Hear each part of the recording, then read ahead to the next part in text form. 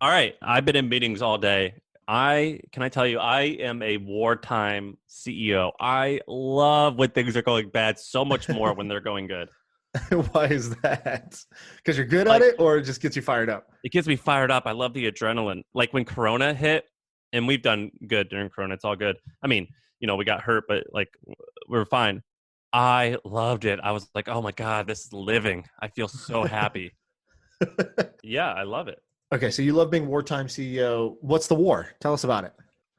Well, like yeah, okay, so there's this great book that I'm reading, and think I've seen this across multiple books. It's called Ready, Fire, Aim, I've heard and this, yes. it's funny. It's published by Agora, that scammy company that I've mentioned tons of times. Wait, It's that's a the great name of the book or just name of the framework? book. Okay, gotcha. Ready, Fire, Aim. Maybe it's a framework. I don't know. Mike something Matheson. This guy created it. It's It's the cool. army guy, the general, right? Like, No, no, no, no. So I think we're talking about two different. Maybe there's two okay, maybe things I'm named wrong. the same thing. Um, and it just basically says like, look, from 0 to 1 million, you have to just figure out like what it is that people like and make it. And then from like 1 million to 10 million, it's just about hiring people to like help make it possible and like just surviving. And then 10 million to 100 million, where we are, you have to innovate constantly and while maintaining process. And that's really hard to do. I mean, that's like a different challenge. I've overcome the first one. I've overcome the second one. Now this is a new challenge, and it's a challenge not for me, but for all of our staff. And that's super hard. And so there's constantly drama of like making people happy. Some employees who started are not the ones to lead, Right. things like that. And I'm dealing with that now. And like part of me is like, oh my God, this is such a headache. Another part of me is like, this all can crumble. And I love the feeling of knowing I can die tomorrow. Okay, so what's your approach? Are you, problem comes to your attention. So the first question is, are you a problem identifier, or do you hear about the problems from somebody and then you're like, oh, that's a problem. Okay, I'm going to act on it. Or are you the one who in your company is like, hey guys, this is a big problem? Both. Both. But where I am is I'm decisive. Like I'm not when things are going well. I'm like, just keep doing the same but more. But then when I hear about problems, I'm like someone before this told me of like a problem they're having. I go, okay, you're gonna change. We're gonna hire this person and we're gonna do it today. And so I send out an email and I go, we put this ad up. Madison, start recruiting people immediately. And so to me, it's like I only can hear something one time. And I go, we're going to do this. And so what I like to do is it's like I self identify as like a strong beliefs loosely held, which is I believe something full heart with all my heart, and then if I hear a little bit of information that changes it, I go, oh, okay, fuck all that. We're going the Right. other way. Right. So anyway, I love like it's like in a battle. I'm like, I so wish I could be in like a war sometimes. I'm like, oh, the enemy's coming from here. We're gonna risk our lives and do this, this, and this, and this. Go. Right. So I was thinking about this yesterday because of the presidential debate stuff. So right now we're 4 or 5 months away, whatever it is. Like November is when the election happens, right? So I think that's 4 months away, and there hasn't been any debates yet. And I was like, when the hell are the debates? Are they going to do the debates? I think they're going to do it. When are they? And because I really want to see what happens with Biden versus Trump. And right now, all the news, I don't know if you've seen, is that like, oh, Biden is crushing Trump in the polls. It's looking like it's going to be a Biden landslide. And then Biden is kind of like, hey, guys, it's not over. Like, make sure, because, he needs people to turn out. People need to feel like they're going to lose so they go vote. Uh, I don't pay attention. I don't give a fuck about polls anymore after last election. so that's Does what the he? polls are saying right now.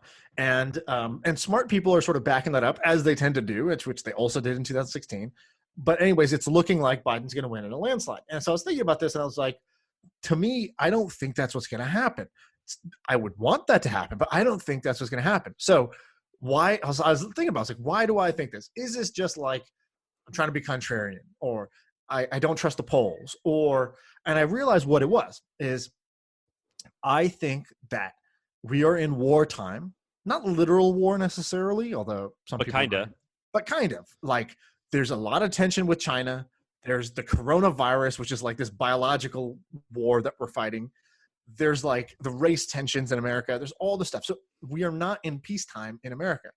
And I think it's because it's wartime, people are going to want a wartime CEO running the country. And I think Trump is going to be seen as the wartime CEO.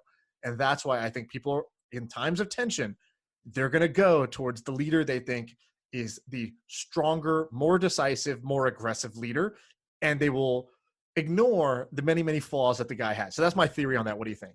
I completely agree.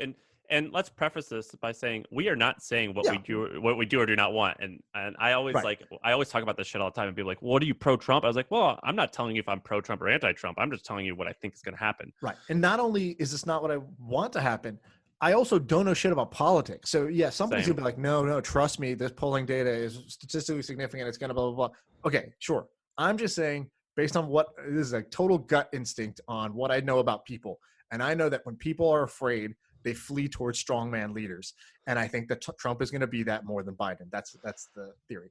I think that they don't. I mean, I think I agree with you, but I would say I don't think that it's just that they go for a certain type of leader. I think that it's more so they don't want change. And so I just Googled this while we were talking. I was just curious about the presidents during World War One and World War Two. So Woodrow Wilson was the president from 1913 to 1921.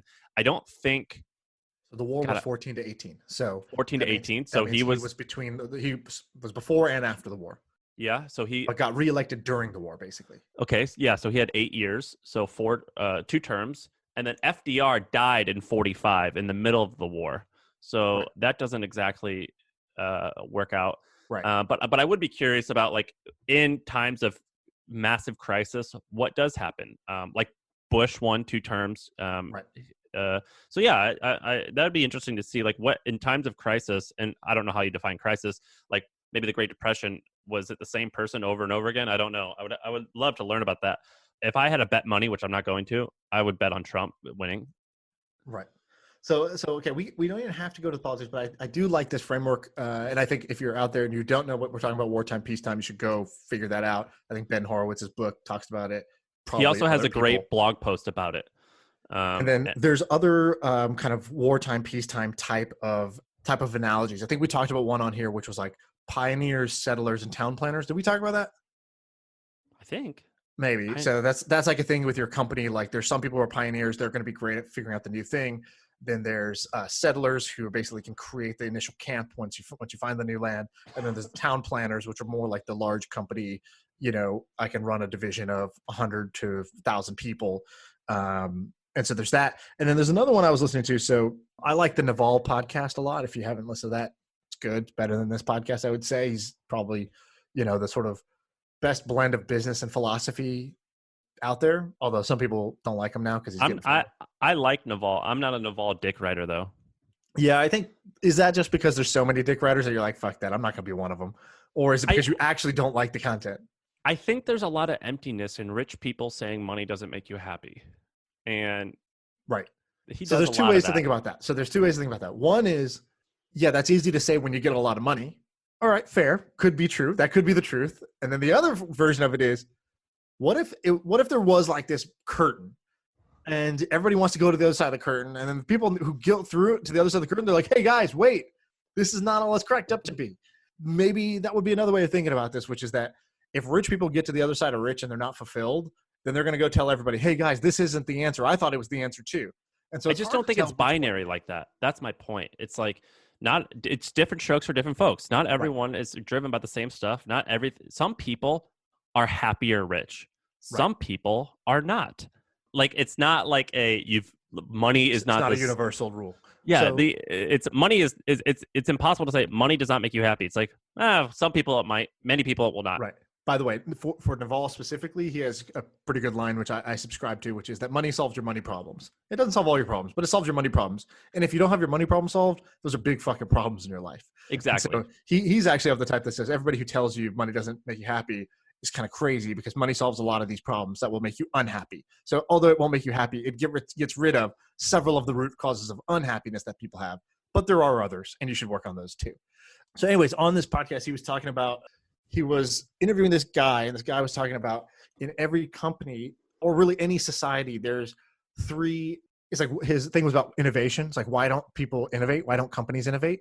Why don't societies innovate? Because a lot of people say America doesn't innovate anymore. Big companies don't innovate anymore. Which is And he talks bullshit. about these three groups. One is chiefs, the other is priests, and the third is thieves. So he goes, it's chiefs, priests, and thieves that steal innovation. So, okay, what are these three groups? So, chiefs are the people in charge, and they typically like the status quo. There's priests, which sort of are all about sort of the religion of the way things are done, the way they should be done, the rules, and these are usually invisible, mystical rules that get created. And so at big companies, they always talk about, hey, what sacred cows do you need to kill in order for your company to grow and become new? It's like, well, you need to address the priests in the company who are not going to want you to kill those sacred cows. And the last one is the Wait, thieves. did he say to fire? Did he say to fire them? I don't know. So he was interviewing him about a book that's not out yet. So I don't fucking know that. But I just thought this was interesting because I started seeing it everywhere when I think about the company I'm in, right? So I'm in a company with over, close to 2,000 people. I would say it is not that innovative as a company. Now, in some ways, it doesn't need to be. Like the company's just growing like crazy because the market is growing and it's the leader of the market. But if you think about innovation, and there's always a need to innovate. If I looked around, I can identify people who might be chiefs, priests, or thieves in the company. And the thieves would be people who are sort of in it for their own self-interest. They like to kind of hoard resources. I mean, they're just looking for their own personal gain at the expense of the greater good. And so I thought that I like these frameworks because it helps you decode you're the a bunch of messy human behavior and just be like, oh, that's a way to think about what's going on here. Does this lens help me? If not, throw it away. But maybe this lens helps. So that's why I wanted to bring it up. I think that's fantastic. It's funny. Everyone, a listener sent us this like Shopify store of T-shirts he made, and some of them are kind of neat. And I posted about it. I go, shit, are these guys? Is this cool? Should we sell this shit? And everyone, right. I got people texting me saying it's cool, and I would be like, well, I somehow got to like, what do you like about the podcast? And they all said the same shit, which is Sam is blunt and honest, and sometimes I think some people said mostly right. Sean is the king of frameworks and makes complicated things easy to understand. Yeah, that's cool. I think that's accurate. I would also give you that you're kind of like MacGyver-y. Like you're a hustler and a schemer in the best way, meaning like you will figure out where's the action, where's the money, where's the demand. I think you're really good at that. And I think when you bring up things, it's because you've sniffed out something and you're like, you've gone and hunted something, you bring it onto the podcast or you bring it into the Facebook groups. And for all the rest of us, it's like, oh shit, this is interesting. I never knew this company's making all this money. I never knew there was this much demand for X. And it's because I think you're very good at sniffing that out. Well, I didn't want this to be a Sam and Sean jerk-off session, but anyway, here we are. Yeah. But the point is that you are very good at this framework stuff. I'm writing down chiefs and priests and thieves, and I'm going to apply this. You've done that a couple times. You did this another time. What was it? I forget when it was, but I was like, oh my God, yes, he's right. I'm going to do that. So good job with that. Keep doing that. Speaking of sniff. I got one question for you. Do people at the hustle listen to this? And is that weird for you that they listen to this? Because I hope my coworkers just don't listen to this. Yeah, it is weird. I don't want to even have that in my head of like, oh, if I mention something that's gone on at my company or whatever, I don't want to have to deal with the actual people who are doing it later. Because this is my little private space to share with the listeners. But if the listeners are some of those people, I'm like, oh shit, it's tricky. Yeah, it is weird. So Steph Smith, one of our... she's a star. She's a star. Steph's a star. I love Steph to death. She's listening to this right now, I bet.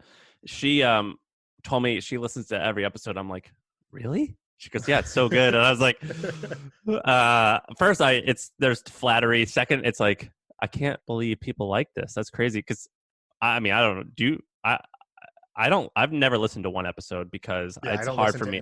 Well, it's first of all, I was here during the conversation, right? So like, I don't need to go listen to it. I know what we said. So it's not new information to me. It's just hard. You're like, you don't want to, I call it the peanut butter and jelly problem, which is like when my mother would make me something to eat, it was wonderful. And then when I did the same thing, I'm like, oh, this is not that hard. Like, this isn't special at all. Right. This is bullshit. What a fraud.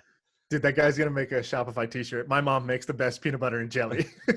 Probably will. All right, so you were going to switch topics. What are you going to? Okay, speaking of sniffing out stuff, I got some stuff that I've sniffed out just this morning, and we didn't prepare too much for this because all happened. This is interesting. You sent this to me. I loved it. Okay, so let's talk about... Well, all right, I'm going to talk about that one second. The first one is... Okay. Wow, more people are sending me the same decks. So many people... Okay, well, we could just talk about it if you want. We could talk about that first. Yeah. Let's talk about this other one first. Okay, so I just read about this guy and I just tweeted about it. It's so interesting. There's this guy. It's called Bonse. I don't know how to pronounce this because I don't know where the space is in the word because I'm just looking at the URL. Okay, here it is. Uh, fuck, I can't pronounce this. Bonsai, BONSAI, so Yep. bonsai, and then Mira, MIRAI.com. Okay. Are you going to that? You got to I'm go on to it it to right now. Okay, so I'm seeing trees. We create trees that connect you. Okay, what's happening here? Okay, this fucking guy is brilliant. He is the Bob Ross of bonsai trees. And if you go to that URL I said, but add live in the beginning. Okay. Oh, I see it now. Okay. If you go to live.bonsaimurai.com/pricing, you can get to a pricing page at least. Yeah. $17.99 per month for you can build your bonsai skills on his revolutionary live stream. Yeah. So you pay $20 a month or $30 a month, and you get to watch him do bonsai trimming. And people are loving it. And I looked at his traffic, and he has peaked in April, and he is getting somewhere between 20 and 50,000 people a month coming to this website, and they want to both watch him trim bonsai trees and buy bonsai trees and buy bonsai. I mean, I know nothing about this world. I don't know what. It's just freaking crazy. So he has 230 videos in his library with 360 hours of bonsai education, Oh my 50 God. different tree species worked on, and hundreds of different techniques. It is nuts. This is so cool. I love this. And so his take is this is an alternative to Headspace. Okay. So it's like some kind of active meditation, basically. And it is so So cool. I'm a big believer in this. Okay, so this you just made me realize why I like this whole set of things. Meditation is cool. I think everybody wants the benefits of meditation, but I would say the majority of people really struggle to meditate regularly.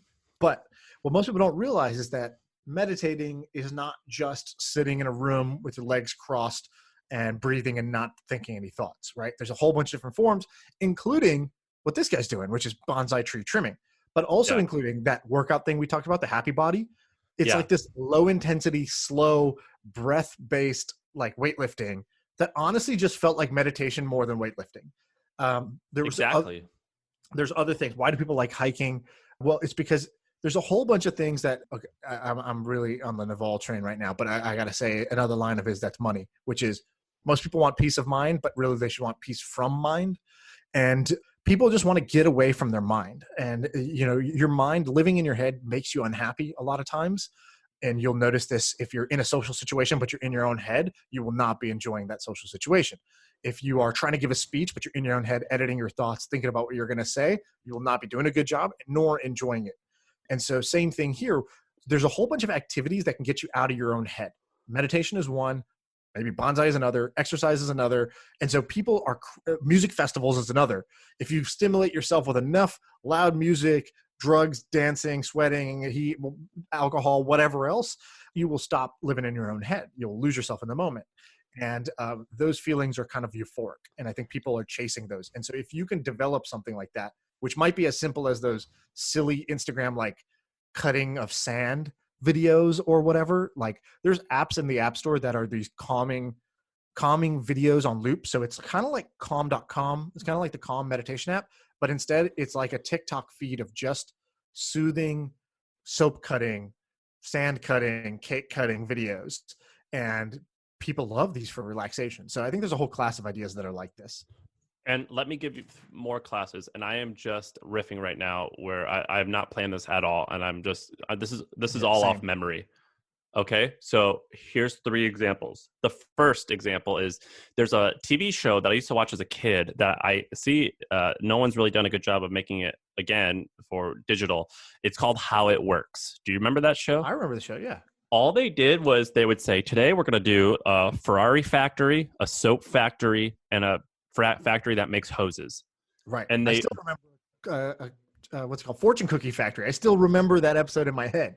and they don't really talk much. The guy talking is it's a man that with a deep voice, and he talks a little bit. He goes, first they source the rubber and mix it with black to make the rubber black, or Right. whatever they say. And then you just see like a machine mixing rubber for like Right. 3 minutes. Then they Right. go, after that, the people put it into a mold to make it round. And then you just see that. And then they stretch it out. Like, next step is like, boom, there's your hose. And they do that for an hour. And it was wonderful. I used to watch it as a kid all the time. The second example is AMSR barbers. Me and my friend ASMR. Neville, Yeah. ASMR. Yeah, Right. but there's barbers. Me and my friend Neville have sat and watched this. There is, for some reason, this is really popular in India, where you type in ASMR barber. There's a barber with 666,000 subscribers on YouTube, and all you do is watch him shave people's heads. I have watched so many hours of this. Me and Neville will sit down and just watch this. I went to his house one time and I used his computer or Apple TV to go to Google or something, and I saw that like the link was clicked. I go, Neville, do you also watch this guy in India who shaves heads? And he goes, yeah. And I go, me too. And we just watched him shave people's heads with a straight razor. And the third Wait. example, So is this the sound thing where you like, because there's a different barber thing I've seen where you put your headphones on and it sounds like a barber shaving right above your right ear only. It's kind of like some stereo sound or whatever, where you can kind of feel where it's going behind your head, in front of your head. It's not that. That's a different experience. no, it's different. So This is just watching the guy do it. yeah. And so they have so many views, and I have sat for hours and watched it. There's this one, okay, it's this Indian guy. I think he's Indian. Yeah, he's in India. ASMR Saloon and Massage.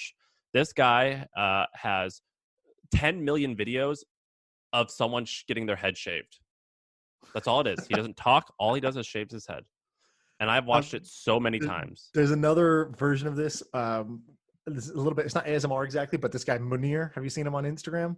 No. There's this hairstylist in Dubai or something like that, and girls will fly around the world to just go to this guy's salon because they've seen him on Instagram, and he colors and cuts your hair, and he does an Instagram video that's kind of like a music video basically of him just, he grabs your hair, he washes it, so you see the wash, you see the color, you see the foil being wrapped, then you see, boom, the color's done, and he cuts the hair, and then he does this thing at the end where he just flicks the hair with his hands, and the way he flicks the hair, everybody loves the flick. And this guy Munir has like, I don't know how many followers. Does he even talk? But I listen to a lot of the, no, he doesn't talk. No, there's nothing. It's just the same song every single time. So it's like hypnotizing. It's always the same song, I believe. And this guy has 6.6 million followers on Instagram. I watch a shit ton of his videos, and I couldn't care less about like women's hairstyle, but there's something addictive to watching this. I agree. And I think that anyone who has a product or service that you can do this, you just film it for 30 minutes and there's a few characteristics that people love to watch. The third one is called Primitive Technology. I followed this guy since the day he launched. He launched 5 years ago. He had his original videos. If you go to his YouTube page and do sort by oldest, his original videos, it's a 11-minute video, 4-minute video, 4-minute video, and then I believe he used to, or maybe he still does, has 30-minute videos. He has a piece of property in the woods, and he builds stuff. So he's building a hut. He's starting a fire with sticks. He's building a stone axe, and he blew up. His very first video that he posted, he accumulated like 2 million subscribers. Now he has 10 million subscribers. He doesn't talk. He doesn't say a word. All you do is you watch him build this hut, and it is mesmerizing. Wow. And now he has a book, A Survivalist Guide to Building Tools, Shelters, and More. But he could do anything he wants, this guy. It's pretty amazing. Literally all of his videos, you can go and look at this, have at least 5 million views, and the highest ones have 30 or 40 million views. Right. The highest one has 74 million views, and all he's doing is building a hut. This is fucking amazing. Wild, dude. I didn't know about any of this. That's amazing. Wow. It's so I'm just fun. looking at his stuff right now. It's cool. Every video has like over 10 million views. And he's not like, oh, I'll teach you how to do this. He's just doing literally, it. he doesn't say a word. He doesn't say one word. Dude, what kind of genius was this guy? Like, who has the creative genius to like do this, come up with this, and actually make it successful? That's amazing. I mean, he has, let's see, he has we should just do a silent podcast. Just us breathing. He has close to 1 billion views on his video. Wow. Okay. Oh, it's crazy. This is wild. Okay, so relaxation. Yeah. I don't even know what we bucket this as. Takeaways is these small. I guarantee this bonsai guy makes a wonderful living, and this primitive technology totally does too. The takeaways for anyone listening is these relaxation things are awesome. They're probably a lot harder to do than we are like, oh, all you do is Right. set up a These are the camera. winners. Yeah. Yeah, so there's definitely more to it, but they work. And the second thing, it's cool to see people make livings off small ass fun Niche. stuff. Yeah, exactly. Some niche that they're So super passionate about. let's get to the less niche thing. So Yep. I will set the context here. So I read about this today. Pier 1, they sell bedding stuff, they sell furniture, they sell home goods. Yep. They went bankrupt. And there was this company called Retail E-commerce Ventures, really bland name, that acquired the IP, I guess you could say. So what they're going to do, it seemed like, was they're So going to did they acquire it? It's like done. yeah, they or sorry, I think they have the winning bid and the paperwork signs in like a very short amount of time. I see. Okay. And so their move is that they're going to turn Pier1.com into a viable store and sell all the stuff online. I don't understand how that works with like the brick and mortar stuff. I don't quite get it. But I remembered I recognized this name and I realized, oh, I had read about this when someone bought Dress Barn. Dress Barn is like a middle of America store. I grew up with it where it's like cheap clothes. You just go and you kind of pick stuff out of a bin. And the same company bought the IP for that. And I did some research. I mean, I just Googled it. It wasn't that hard. And the guy who owns that is Ty Lopez. And for those of you who don't know, Ty Lopez is this guy. I'm going to try and reserve judgment, but many accuse him of being a get-rich-quick guy. He sells courses on how to start a social media agency or how to find your calling in life. And he was most famous because he was one of the first advertisers on YouTube, and he had this video where he goes, "Here I am in my garage with my Lamborghinis, and I read a lot of books, and you should read books too. Buy my course, and I could just teach you what I've read in these books." And so he's spending $30 million to buy Pier 1 along with other stuff. And we got a hold of his deck. I didn't even read it, but I read Sean, I've talked a So- lot and I've set the stage. You want to? it. Yeah. So this is one of the most interesting things I've seen in a while. So it's not just Ty Lopez. It's also this other guy, Alex Mayer. Alex Mayer was the founder and CEO of Zeusk. He and Ty Lopez. So Zeusk sold for $284 million, I think. It was a dating app that was really popular in the App Store. It's kind of like a low-level dating app, but they had gamed Facebook ads. So he had like found an arbitrage of Facebook, I believe, early on, had grown a lot through that. Maybe some other things. I'm not super familiar with their story, but successfully built Zeusk. Then him and Ty Lopez built MentorBox, which does pretty well. So MentorBox, I'm going to just do a little calculation. Let me just get a little estimate here. Yeah, and on his website, they say how big MentorBox is. They say how big the variety of businesses are that they've acquired. Yeah, how big is MentorBox? The claim. It says 60,000 subscribers. Yeah, so 60 or 70,000 subscribers. I don't know exactly what their price point is, but I think it's doing over $1 million a month. So I think it's safe to say about $10 million a year. I actually subscribed to it to see what it is because I was How much does it cost? looking at businesses like this. There's like a $1 trial, and then I think it costs like $10 or something like that, maybe $20. You get a book or summary, and you get access to these videos. I don't know. I don't use it. It's not that good, in my opinion. But anyways, this MentorBox does over $10 million a year easily. And so Ty Lopez, you're absolutely right. Most people view him as kind of like he's a meme. He's a joke. You got to kind of respect the hustle in a way. Like he's not a nobody, so good on you. But he really sold out hard on the kind of self-help. I'm a rich guy. Let me teach you to be rich type of thing. To the point where successful and rich people typically don't look at Ty Lopez as like someone they admire. He's not Richard Branson. He's Ty Lopez. And so, but this Dress Barn thing was interesting. They didn't say how well the Dress Barn acquisition has done so basically they're buying these old retail stores that have a big brand, and then they're relaunching them as e-commerce only stores. They're saying, hey, what if we had the brand recognition of a Pier 1, but none of the brick and mortar headaches that Pier 1 has? And can we just sell Pier 1 as an e-commerce only store? Pier 1 was doing about $300 million a year in e-commerce revenue, $1 billion of total revenue. And I'm not exactly sure why it's going bankrupt or why if these guys are getting this for $30 million, that's a fucking steal, unless there's something else I don't know, which could very well be the case because we don't have their books. But this is an amazing business opportunity, I think, actually. So, props to those guys, because when I saw this, I was like, this is a really smart play. Pier 1's actually like more of like a tier 1 brand. It's like much bigger than Dress Barn. And if you can get the rights to the name, and the inventory to be able to sell this online. I mean, that's if the online business is already doing over $250 million a year, and you're picking up that asset for $20-30 million, that's a steal. So I'm not sure And how. here's what you get when you buy Pier 1.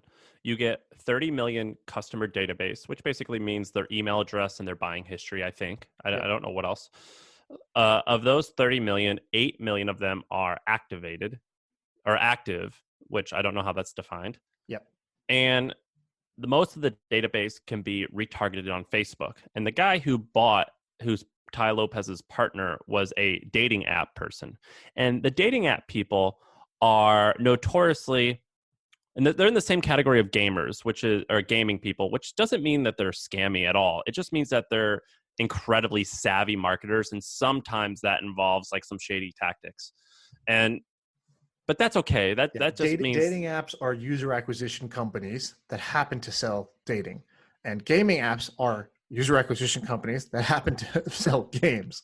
And so both of them, you live and die on how effectively you're able to buy a user and make money off that user very quickly, which sounds like all business, but it is, because they're typically low retention businesses. You're kind of churning and burning through users at a pretty high rate. Exactly. So you're probably sophisticated at customer acquisition. And so the theory is if you could take someone who's that sophisticated at that and throw them at a more stickier product that's actually like people love, or that's in a better industry, you're going to have success. So Right. It's interesting. I think that these guys did this before Corona, and then that should happen. And now all these guys are going bankrupt. So we're good they're set to succeed. It's interesting. Yeah, I think this is pretty great. I'm kind of jealous that I didn't do this. Well, you could have done it with I'm Brandless, except you'd have to. So Brandless was a company that was like Brandless.com. We talked about them on here before all this happened, and they sold like basically the Target brand of stuff that Brandless wanted to redo Target brand and make the like generic brands that were high medium quality but low priced, and they went out of business. But you'd have to assume, I think, like $30 million in debt or something crazy. Yeah, which I'm guessing is also the reason that this business is so devalued / going bankrupt, right? The revenues are actually quite high, but there must be some just huge overhang or debt obligation or something that's causing them to declare bankruptcy rather than find a buyer. But yeah, if they can become kind of like a Wayfair Junior, that's pretty good. Wayfair is like a $7 to $8 billion company. And if they can take Pier 1 into an online only brand, if they can shed some of that, liability in the transaction, like that's a win. And so I'm curious if we're going to see more of this. Are we going to see Dollar General? Are we going to see Crate and Barrel? Are we going to see? No, you won't see Dollar General. Dollar General. So do you know about the thriving? dollar stores? I've heard that they're thriving during COVID in general. You know why? Actually, no, why? Okay, so in the early 2000s, I think that's when the first one. Abreu, you can actually look this up if you look up Dollar General. They were all, but Dollar General, and then where's the other three names? There's three of them, I think. The Dollar General, Family Dollar, I believe. Family Dollar, and maybe there's one more. Dollar Tree. Dollar Tree. Those three were acquired by the big private equity firm. So KKR, which is maybe the third biggest private equity firm. The second one, another brand was acquired by Blackstone, which is, I think, the biggest private equity firm. And these fucking guys turn these damn things around so much. They said, all right, we're going to start selling milk. We're going to start doing this. We're going to start doing that. And it cost $1 million to open a store. And they go, we're opening up a store everywhere. And they went on a spree where they opened up these fucking stores everywhere. And they are crushing it. All the private equity firms pounced on this at the same time. And dollar stores are killing it. Yeah, I've heard about that. I know somebody who is like the preferred real estate developer for them. So I was like, dude, how's COVID? You do retail development. He's like, well, luckily my tenants were Hobby Lobby, Dollar General, and basically a bunch of stores that actually have continued to thrive even as retail continues to die. So I found that kind of interesting. Now, what's interesting here is that they're actually buying the IP for Pier 1. They're not buying the company. And so I think they're just basically buying the brand, the rights, maybe the rights to sell online. I'm not sure exactly. This deck is a little bit light. So yeah, I don't know. It's interesting. I think Sharper Image did the same thing. If you want a case study on how this is done, I'm almost positive that Sharper Image, went through an issue where it went out of business and they only sold the website and it ran Right. as its own thing. I would also be interested to see if somebody's going to do this with other struggling brands like a 24-hour fitness. So 24-hour fitness is also closing down stores, going through bankruptcy, has a huge customer database of members who have active memberships. And if you could say, okay, cool, we're going to buy the 24-hour fitness IP and we're going to take it to a digital fitness brand, and you basically rip off either the Sweat app or like Freeletics or one of these like workout apps, and you like basically white label the app experience, but you combine that with the 24-hour IP and customer database brand name. I think that is, you could probably create a lot of value there depending on what price you could get in. So I think this is cool. Yeah, it is cool. And if anyone is caring about this, and we'll move on, there's two other companies that I know that have done this. The first is Iconics brand. Iconics brand owns a ton of stuff, including Rockaware, Jay-Z's thing. So they bought Jay-Z's thing. Mud Jeans. You remember Mud Jeans?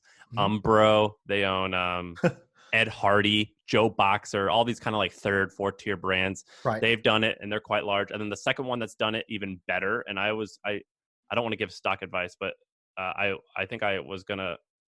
I like this brand. It's called VF Corporation, and they own Dickies, Vans, which is on a tear, JanSport, Timberland, the North Face, and a few others. Wow. North Face is pretty big. Okay, cool. What else do we want to talk about? There's a bunch of things on this list. Anything stand out to you or anything you wanted to bring up that was interesting? I'm going to defer to you. All right, let's do a quick one. You saw this Twitter hack yesterday that was about like, taking over Elon and Jeff Bezos's accounts, and a whole bunch of people were like, you want to set the stage? Yeah, so a bunch of people. So there was a takeover of a whole bunch of blue checkmarked verified kind of Twitter verified accounts, including Jeff Bezos, Elon Musk, Bill Gates, and others. And they posted a thing. So what I saw was basically Jeff Bezos post something along the lines of, guys, I've done so well. I really just want to give back. I want to make sure I give back to the community for the next 30 minutes. Anybody who sends me 1 Bitcoin, I'll send 2 back. 30 minutes only. Good luck. Have fun, guys. And then Elon's account retweets it and basically is like, "Oh, me too, brother. I'm in. I'll do the Elon same." got hacked too? Yeah. I was like, I'll do the same, blah, blah, blah. And so they did this. And then the funny thing is that because all Bitcoin transactions are recorded on the blockchain and they posted the public address of the wallet, you could see how many people in real time are getting duped by this. And so last I saw it, $100,000 had been transferred to these wallets that will never be recovered. I'm looking online now. It looks like $118,000. $118,000. And then Twitter kind of like locked all blue check accounts. So they kind of just hit the safety switch and just said, no blue check can do anything on Twitter right now to like stop the activity. They figured out that they posted something that said they think that like a moderator or an admin had been compromised. So somebody who had admin rights, which gave you rights to like manage like the blue checkmark accounts, they either bribed the person or they were working with them or they took over that person's account or something like that. And that's how the vulnerability worked. That's why they were able to get access to everybody's all at once.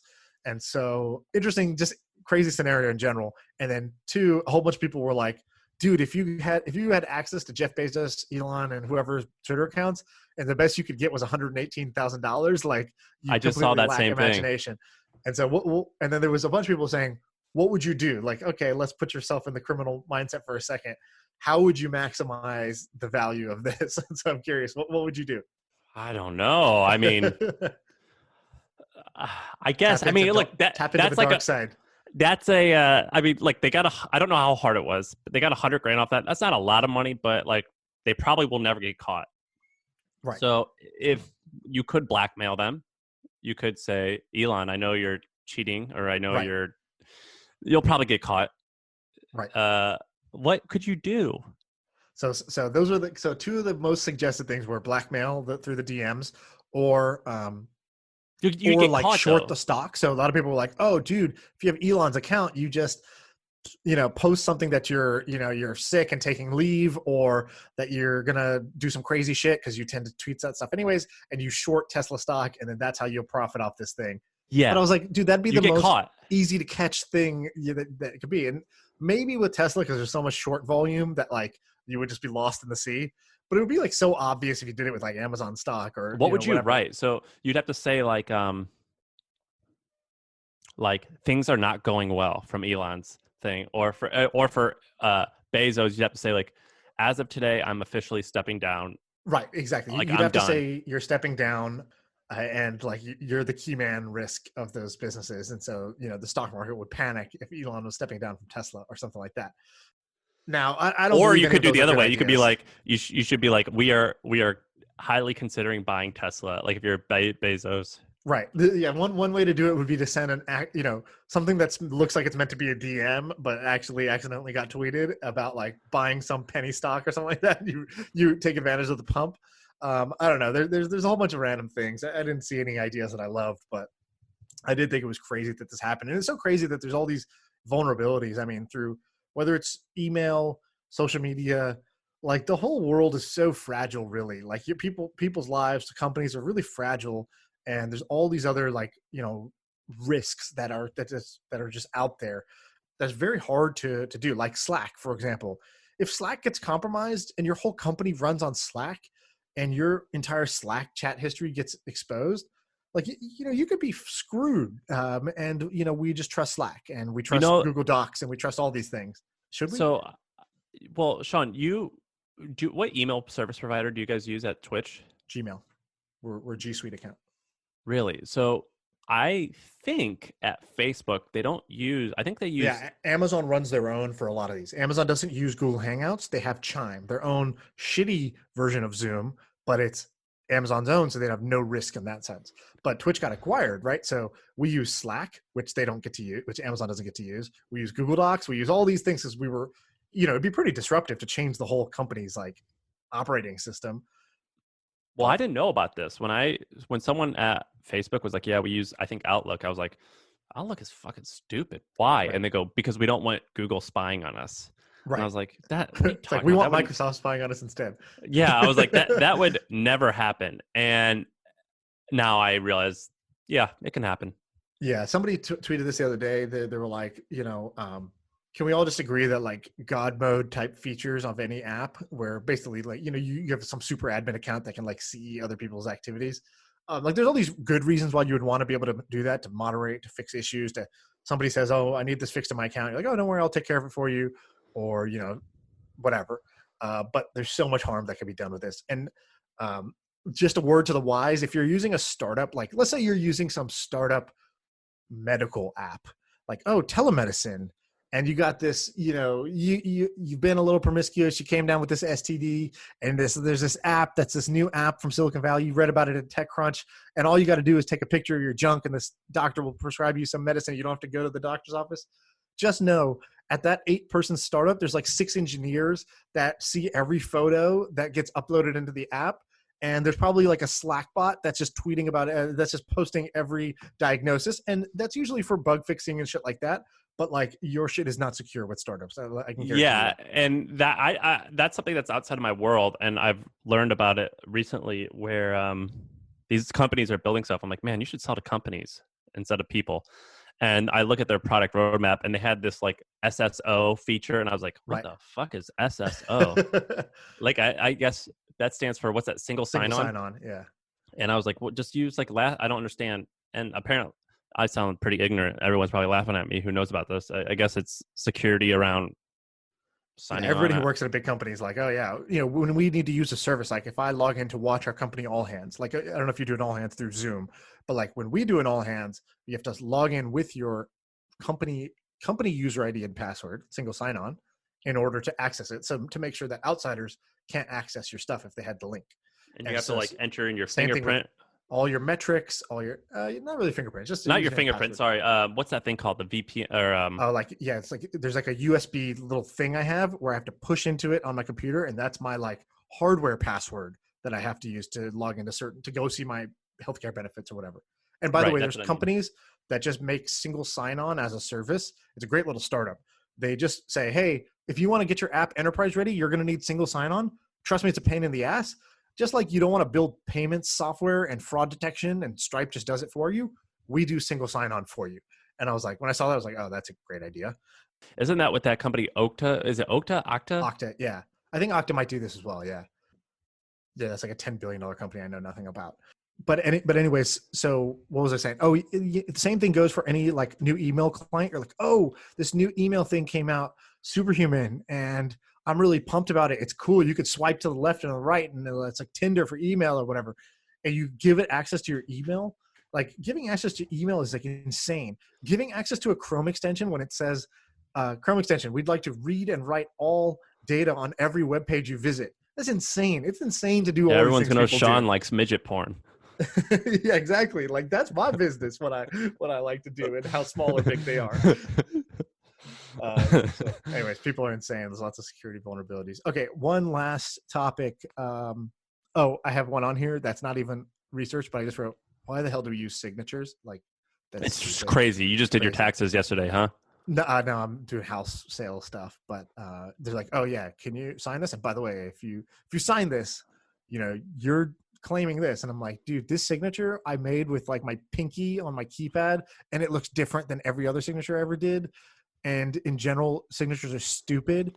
And also, when I go to some place and I sign, and they're like, you need to sign this waiver, and it's like nothing's in it for me. It's only just liability protections for them. I literally just write the word Jane Doe in cursive, and they just take it. And I'm like, look, if this ever came back to me and they're like, you signed this, I'm like, what are you talking about, dude? This says Yeah. Jane Doe. Are you crazy? I didn't sign that.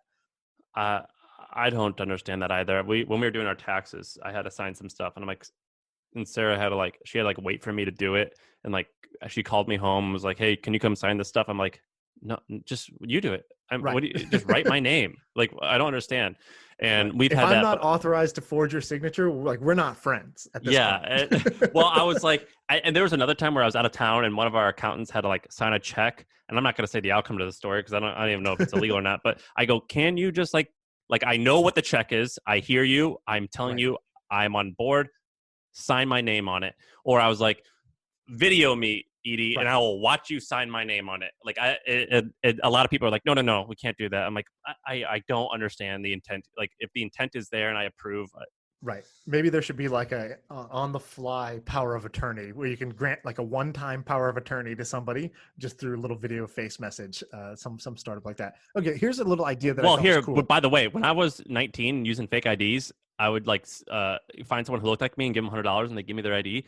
I remember I would sign the debit I would like sign some paperwork or like, no, I remember what they would do. They would make me sign a piece of paper at the liquor store. And they're like, I got busted a couple times ago. This signature doesn't look like the one on the ID. And that's how I got caught a few times. Well, yeah, my handwriting is inconsistent. I don't write much. Yeah, I was like, well, I've changed. Or yeah, exactly. Or like, if you're at a bar, you're like, I don't know, dude, I'm wasted. Like, well, dude, mine, I used to, because my name starts with an S, as yours does too. I used to do the really fucking lame thing of doing that little chain link S as the start of my autograph. Like the three lines and connect them and make a little chain link. And then, like, of course, I got above the age of 18, and I was like, "What am I doing? I can't go forward like this." So I changed my signature from there. Yeah, so it could have changed, and you probably opened a bank account when you're like 14, and now I have to explain why I've changed, and then they look at it and they're like, "Nah, I understand, bro. Don't worry." Okay, here's a little idea that's sort of interesting about the house sale process that I thought was cool. So I'm selling my house, and I use an agent who's with Compass, and Compass has this feature that is really cool that I wonder if it's extendable to other. This might already exist, but I think it's a cool little thing to think about. Might spur some new ideas. So in the house sale process, the agent wants me to invest in my house and like stage it really well, fix up the landscaping, repaint everything, do all these like fix ups, right? And I'm like, cool. Like in theory, like I get it, that's going to help sell the house. But like also I've already like moved mentally and physically at this point, and like I don't really want to deal with it. Yeah, I don't want to deal with it. And I also don't want to spend $25,000, which is what mine's coming out to like do these improvements. Even though logically in my head I'm like, there's probably a good ROI for every dollar I do into fixing this up. I just don't want to pay more money for this asset that I'm selling. Like when I'm not even sure if I'm going to make money or lose money on the sale. And so he's like, don't worry. Compass has this thing where we'll just take it out of the escrow. So you just say yes, like, yes, I'm cool with staging it and painting it and whatever within this budget. But like, you don't worry, you don't have to write a check. That's what TurboTax does. It's amazing. Right. And I'm like, this, and it's so stupid that changes my decision making, but it absolutely does. The fact that I don't have to take out my wallet and pay, and I can just say, yeah, take it out of the sale price. When it's the same thing. It's the same exact thing. But It's not the same thing. And I instantly was like, okay, cool. Yeah. And then they hit me up. They're like, oh, by the way, we think it would be good if we touched this garage up too. Can we do that? And I'm like, yeah, put it on my tab. It's coming out of the sale price anyways. I don't have to take out $1. Yeah, it's way easier to spend money. So I found this to be, it's a no interest. And they're like, no, it's a no interest loan. And because they know that, hey, getting you to do this will help the sale. So they're like incentivized to offer this as a service, as a short-term, like 2 to 3 month loan that they have to the front. And so I was wondering, does this exist for any house sale? Because it should. I used it. I think they use a service called Notable. So it's kind of an interesting company to check out. I think that company might offer this to everybody. But then I wondered, like, how many other things are there like this where you get money back? Yeah, it's like take it out of the thing. Like taxes is another good one where it's like, oh yeah, I don't want to pay for you to do my taxes. Just take it out of my refund or add it to my bill later, And so where are there other opportunities to reduce the money out of pocket up front? And I would say Affirm or Afterpay are a great example of this, where they're like, hey, you want to buy this thing on, but like, you don't want to pay the full price for it right now, pay in 12 installments of, $100 and you can get it instead of fronting. That's a great question. So I think these are great businesses to start if you can find that opportunity where people don't want to pay now. Like maybe it's property taxes or something crazy like that. Maybe there's maybe it's, I don't know, like income share agreements. This is the same thing for income share agreements, right? It's like, no, don't pay for school. We'll take it out of your salary when you're done. And it's like, it's the same thing. I was going to take a loan and pay it back after I get a job, or I just don't take the loan and I pay it back after I get the job, like as a shadow loan. And so income share agreements work the same way, but psychologically people view it very differently and they're more willing to do it that way. So anyways, I think that's a cool situation. If you're listening to this, another area where that would apply, I want to hear it. Yeah, I completely agree. I just, like when I was doing my taxes, it was the same thing. I was like, oh yeah, just add to that. I was like, it's free money anyway. You know what I mean? Yeah, exactly. All right, Sean, I looked at your house listing. Yeah. It's listed for a lot cheaper than you bought it. Are you going to lose a lot of money on this, or is the strategy that people are hopefully going to bid? The strategy is just to drive enough drive a lot of foot traffic by making it low priced, and then get at least 2 bidders, and then just bid them up against each other. You think that's also the listing is wrong? It says my house was originally bought for 2.4, but that's the neighbor unit. So Zillow has it mislabeled. So I got mine for 2.1, not 2.4. So it looks like it's at this huge discount, which is not true. It's at like a small discount. But do you regret buying it? To my favor. Yes, I regret buying it. Would you have regretted buying it regardless of Corona or not? Yeah, even if I had sold it for like a slight profit or whatever, I just could have done better things with that money, right? Like I had to put $500,000 down, and it's like that. I lived there for 3 years. Like the rate I could have grown that $500,000 through other investments would have been much higher than the rate of my real estate appreciation, or in this case, depreciation that I ended up with. Plus, home ownership is just a pain in the ass. There's just headaches along the way, and renting is way more fun, way more flexible, way less headache. And will you ever buy it? Well, are you going to buy a place again? So now because I was talking to my brother-in-law about this, and he's buying, and I was like, dude, he's buying an expensive house, like 5 times more than our house. And I was like, who is crazy? My brother-in-law. And so I was like, why are you doing this? And he's like, I always lose money on real estate. He's like, but the thing is, once you get to a certain point where you're like, I must live in this neighborhood. Like I want to live here. This is the place I want to live. He goes, sometimes those places just don't rent. Like they only sell. He's like, so the only time he's like, my rule now is the only time I buy is when I really want to get into a neighborhood or to a house that I just can't get for rent. Then I'll buy. And it's my tax for really wanting that place. But if I'm flexible, then renting all day. And so who the fuck is buying a $10 million home? People got money, dude. People got money. What does your brother-in-law do for a living? God damn. He refuses to come on the podcast because he doesn't want to draw attention to his business and what he does and all that, and how much money he's got and all that stuff. He must be in real estate. Sean's dropped hints. I think he's in real. I don't know. Yeah, he does stuff in real estate. Yeah, it's real estate plus other businesses. Fucking A. We got to talk about real estate. That seems like I've always said real estate has the highest ratio of dumb to rich people. Like there's a shit ton of dumb rich people in real estate. Yeah, I love that line. That's another good shirt one. It is. I mean, like if you think about like not dumb, but like tech has like a lot of high IQ people, but maybe not as many rich people. Real estate, you don't have to be that smart to be awesome. Yeah, if you so the idea is if you took all people who have, let's say, over $5 million in net worth, and then you said, okay, by industry, how'd you make your money? And then you map their IQs, and you said which has the lowest average or median IQ. It's either good. Number one's going to be inheritance, and number two is, I think, going to be real estate. Yeah, for sure. Well, we got to talk about real estate next time. All right. Well, good episode. Yeah, cool. We're out.